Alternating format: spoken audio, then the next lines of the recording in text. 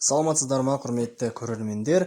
Біз бүгінгі айдарымызда осы жалпы сақ моншасы туралы айтқымыз келіп тұр, және біз алдағы видеода оны біз зерттедік те көрдік. Жалпы оны білу үшін интернетті ақтарып, әр елдегі, әр жердегі сақ моншаларын біраз қалай жасалатынын, қалай орналастыратынын да көріп зерттедік. Содан кейін таза табиғат аясында осыны неге көрмеске деген ой туды да, жалпы достарымызбен жиналып, жайлаудағы ағамыздың үйіне барып, бір қонып, сол жерде тамаша бір демалыс құрып, қой сойып, ет асып, сірне жеп, одан кейін шашлығымызды дайындап, жаңағы өзеннің жағасына барып, сақ моншасын қалай жалпы жасауға болатынын орнын дайындадық та кірісіп кеттік. Ал енді кет көріңіздер.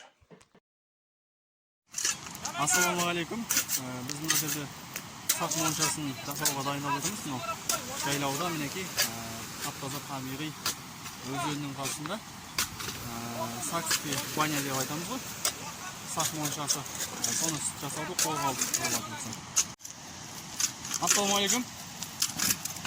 Іске сәт жігіттер. Іргетасын қалауға дайындап жатсыздар ма? Иә. Ассалаумағалейкум. Мына біздің Ермек деген жігіт осы жерге бізді бастап келіп отыр. Мұхит деген бауырымыз. Мұға ассалаумағалейкум. Айдар деген бауырымыз. Біз қазір дайындап түсетін жер жасап жатырмыз. Жалпы жігіттер жақсы дайындық үстінде, бәрінің көңіл-күйі тамаша. Пешіміз тоқып дайындадық. Пешке қазір тас салынып жатыр, Алла қалса. Осыға салып болған кейін су жағын қайтадан тоқимыз. Мынандай ұстайтындар күршектер жасалды. Бұл сонда олайна жалпағынан қойылады. Соны осы тасты қыздырып барып, баняның ішіне кіргіземіз. Баняның орны мына жерде дайындалып жатыр. Мына біздің Жомарт деген брат, архитектор. Жөкем, мынау жалпы қабырғасында қанша стойка келетін болды? 5 стойка.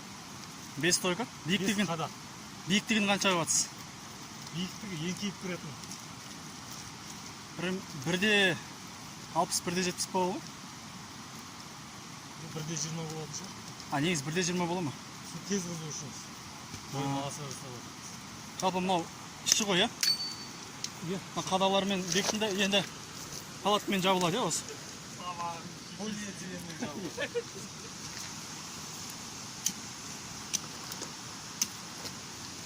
Мынау сақ моншасының пеші дайын болды.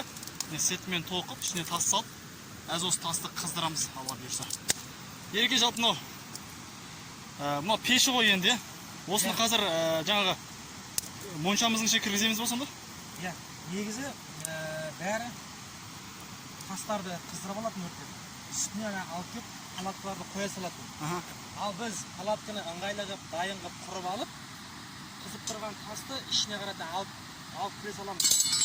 Бұлай ыңғайлырақ болады, дұрысырақ болады.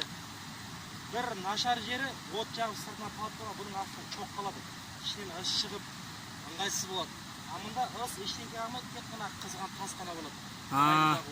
Соны ысқа түн шықпаймыз ғой, Иә, ысқа тонын бастап.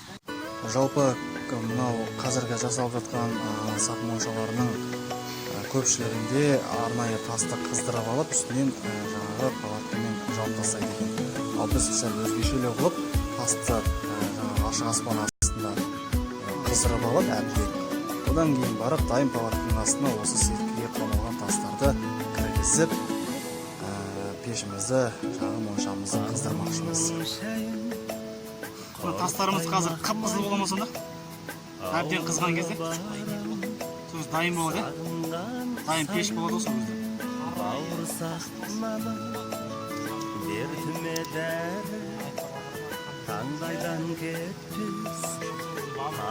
Бірінші күйеді ол қап-қара болып, Бұдайна қызған тандыр сияқты ағарады. Сол дайын деген сөз ғой. Ыстығын жібермейді да ол, ұзақ болмеген. 2-3 сағатқа дейін кетпейді да ол, таптап болып тұрады. жалпы пешті далада қыздырғанның бір дұрыс жері өртке қауіпсіз болады. Себебі жаңағы палатканың ішіндегі жағылған от алда жылда күлі көтерілсе өрт шығып кетуі мүмкін, және де оның күліне адам тұншығып қалады. Ал мына бәрі сыртта қыздырылғаннан кейін ішіне сыртына су шашып жіберсе күлінің бәрі түседі. Ал таза тас, қызыл қызып тұрған тас моншаның ішіне кіреді. Бұл нағыз табиғи тазалық болады, өртке ешқандай зияны келмейді, және де өртке қауіпсіздік жасалады.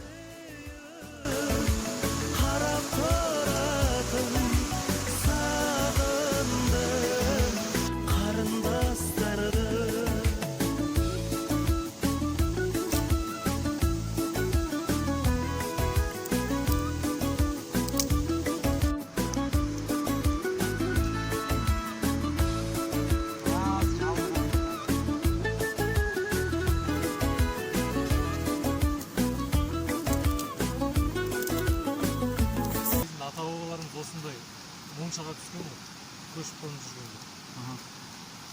Мал баққан, жазда жайлауға шыққанда. Бұны неге сақ моншасы дейді екен? Жауын шашында неде болады суықтан. Ең өз ойым ғой. Содан кейін жүріп кетіп барады, су бар, тау бар, отын бар.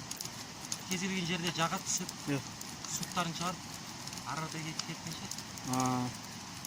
Солай мен өз ойым. Нағыз көшпенділердің моншасы болып айтқанда бұл, не? Кейде отырып ойланып қаласың. Көшпенділерде мәдениет болмаған деп жатады кейбіреулер. Ал тіршілігін табиғатпен етене байланыстырып, кез келген орнынан өзіне жайлы жағдай жасап алатын бабаларымыздың мәдениеті ше. Осынау жасалып отырған сақ моншасының соның бір дәлел емес пе? Біздің сақ моншасы дайын болып қалды. Қазір алыстан түсірейін, жақсылап көріну үшін. Осындай полиэтилен пакетімен салафанмен әбден орап тастадық, ауа шықпайтындай. Мұқамдар қалай, дайын болып қалды ма? Дайын мысалы. Енді қазір түсіп қалады жауам. Іші, мына біздің моншамыздың іші. Ана жерге біз отырамыз, қазір ана жерге тастар төсеп, ішіне арша сап қоямыз, аршаның иісімен тасты қоямыз, пешімізді осына кіргізіп, су шашып қойып, нағыз парда отырамыз.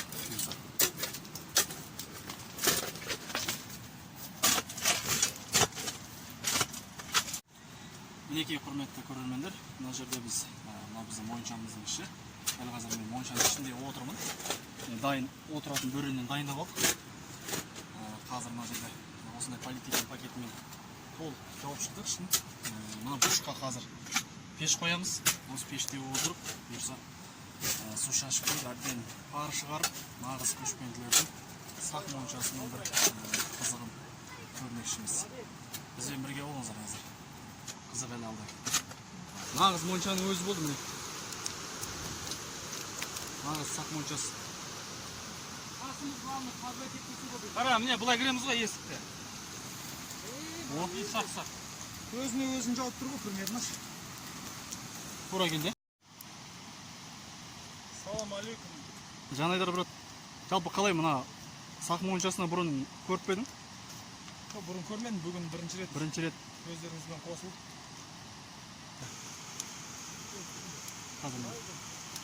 Ал енді қызық енді басталайын деп тұр ғой.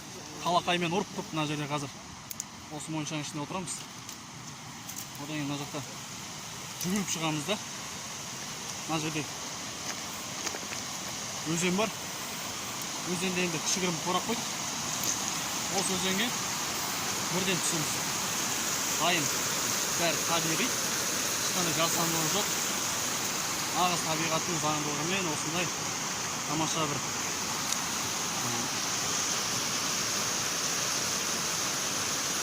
күй кешеміз деп қояйықшы.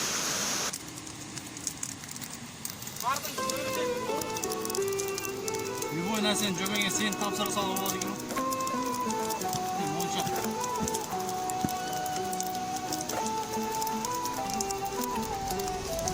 Моншаның пеші әлі қыздырылуда.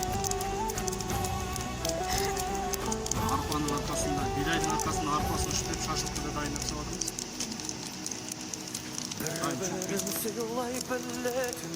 Bir-birin tınday biletin, bir-birin süzdep turratın, bir-birin üzdep turratın, bir-birin kolday allatın, bir-birin korgay allatın, bir-birin maqtab süretin. Так, міне дайын болды біздің моншамыз.